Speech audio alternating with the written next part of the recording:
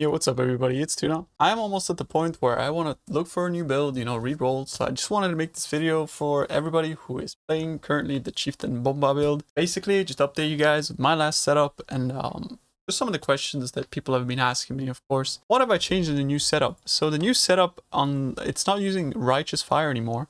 The reason for that is because there's certain moments in maps where like maybe you're hit by an altar that gives you less recovery per endurance charge, or in general, just get less recovery or something like that.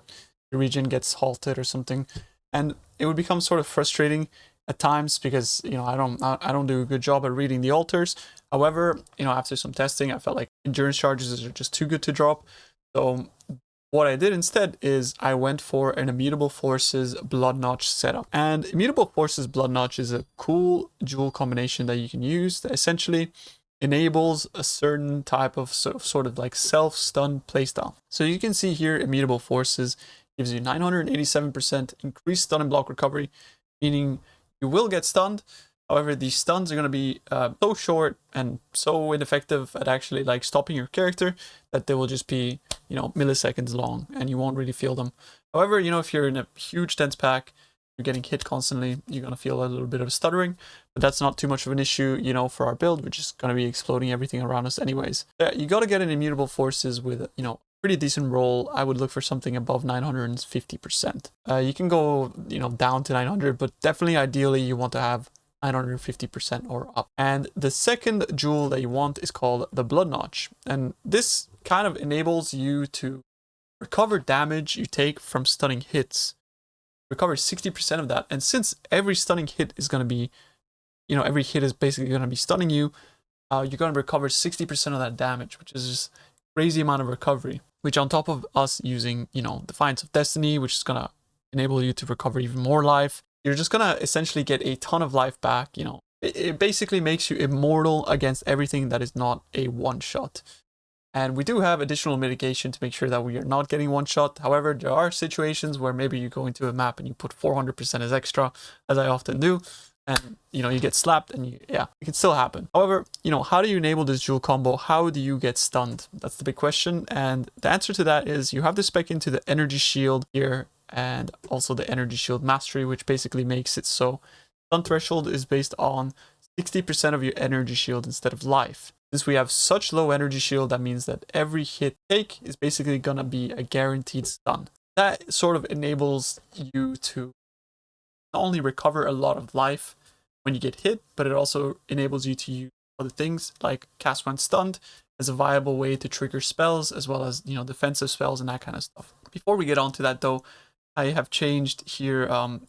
I've passed down to here and I got some life recoup, because we needed an additional jewel socket for that. So yeah, got some life recoup there, and I also changed my anointment to vampirism for additional life recoup. So we'll get a ton of life recoup, but we'll also going to be getting recover 3% of life on kill. One of the things I felt was missing with the build originally. So situations where like you might be degenning or something like that, nothing is hitting you. If you do end up actually killing things, then you'll just be back at top full HP. In our case, is 50%.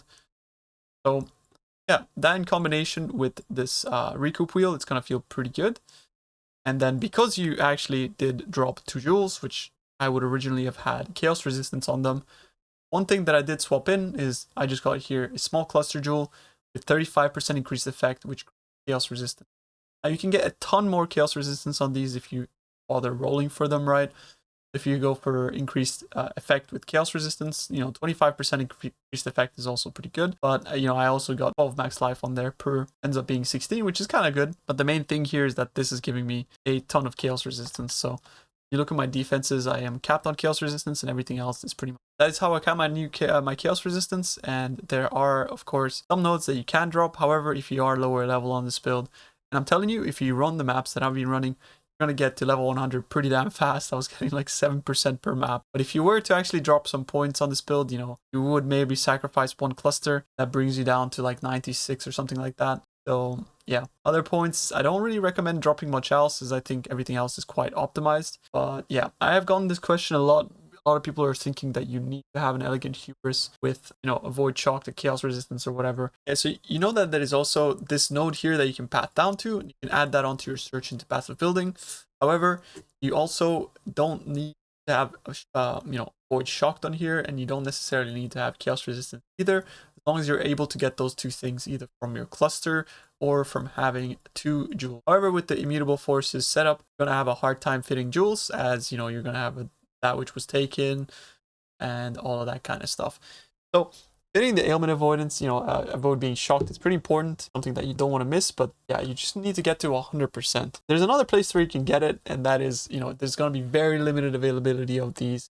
However, essences can often drop items with essence modifiers, and those can be fractured. And so there's actually a modifier that is Void being shocked on helmet fractured that you can purchase. There's going to be very limited supply of those, so they might get pretty expensive. But yeah, essentially then what you'll do is you'll use loathing essences to roll for chaos resistance instead of fire resistance. So that is another option. And lastly, a lot of people have been asking me, is it mandatory, is it necessary to have max fire resistance on my charms? It is absolutely not necessary. There's a ton of modifiers that you can actually get that are beneficial for this build.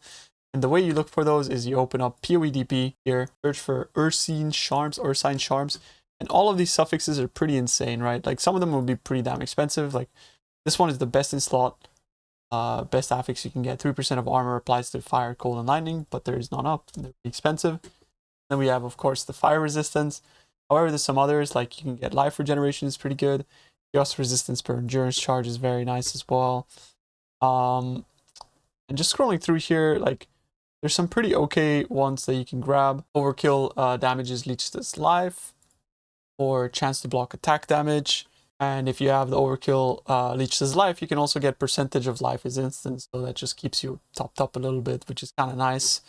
But yeah, you don't necessarily have to have a prefix and a suffix combination that is insane. You could just basically like start with just explode charms, or if you really want, just with +2 fire charm and no explode on one of them, and then 2 explode charms.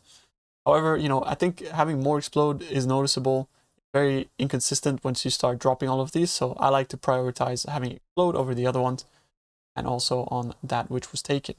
So on that which was taken, also chance to get an endurance charge when you're hit, pretty good. I do recommend having one of those, but you could like swap it out for one of these if you want and just have explode on this one. So the combination of charms and jewels and stuff like that, it's not important. Like this build does not fall apart if you don't have the max resistance. It just operates on such low sort of invested gear, because sure, some of this gear is now expensive because I'm using it, right? But you could just walk around with like without +1, without +2, like without the regen, like it doesn't really matter at all. The 2 things that are important is that you have a Defiance of Destiny with a decent roll and catalyzed, and Fulcrum Staff, which I know now is expensive, but without the Fulcrum Staff you can't play the build. And what the build can achieve in comparison to other builds in the league, with the juice that it's farming, it's still relatively cheap for what it can do. Then for my gem links, I would probably be using Detonate Dead now, because now, as we talked about, you can actually use cast when stun support to trigger your skill gems. So you can use cast when stun support. I'm using Detonate Dead with Awaken Deadly Ailments, Awaken Burning Damage support, Awaken Unbound Ailments, and Life Tap support, because we don't have any mana to actually trigger anything anymore. And then in our body armor, we'll use Cast When Stunned with Desecrate, so that'll basically automate the Desecrate and the Detonate Dead. Then Life Tap support down there as well, Enfeeble and Steel Skin. Alright, so since we have dropped all of the Brine King, because we actually do want to be getting stunned now with the with the jewel combination that we talked about earlier, what you're going to be swapping your Pantheons to is Soul of Lunaris, because Soul of Lunaris is going to give us a crazy amount of damage reduction. So yeah, physical damage reduction, as well as avoid projectiles, elemental damage reduction. We've been hit all the time, so you can basically keep that there. And to not get frozen, this is important, because you are going to be getting frozen if you don't have this. You want to swap Herald of Ash for Arctic Armor, and this is going to give you additional physical damage reduction, as well as less fire damage taken. So this makes you a lot tankier actually, which is pretty good. Yeah, getting Arctic Armor in there instead. And then for our minor Pantheon, you want to upgrade Soul of Ralakesh. This puts less strain on your jewels, since you no longer need to have Corrupted Blood immunity, but also it doesn't make you die from bleeds anymore, which was one of the issues I was having, why I had a bleed immunity flask. Now, since you no longer die from bleeds, you can actually swap that out for a divination distillate. And of course, everything that I'm saying, you can just look at the path of building in the description, but it's information out there for people to explain the reasoning behind why I went with some of this gear instead. Pretty much sums up all the changes. So I hope this has helped you guys. I hope this is of any use, of course. And don't be afraid to set up the build on a lower budget, like Fulcrum and an extra 20 divines. You can put it together. You don't need any of the crazy corruptions or the jewels or that kind of stuff. And you'll make money in no time as long as you engage with the lead mechanic and farm these juicy maps. But just to show you guys kind of like as a last little showcase what it looks like with the stun support, with this the stun setup is you're basically going to walk up to things and then that is going to pop off for you. And then once it gets the chain going, everything explodes. And it's just, the build is as if it was the same with RF, just without RF, so you won't be like taking damage over time and that kind of stuff. And if your chain never ends, then things will basically hit you and they triggers your desecrate, triggers your explosion and that kind of stuff. And it dropped a fortune. I didn't know it dropped in this map. And yeah, thanks for watching. I hope you found this helpful. See you guys again soon. Bye everyone.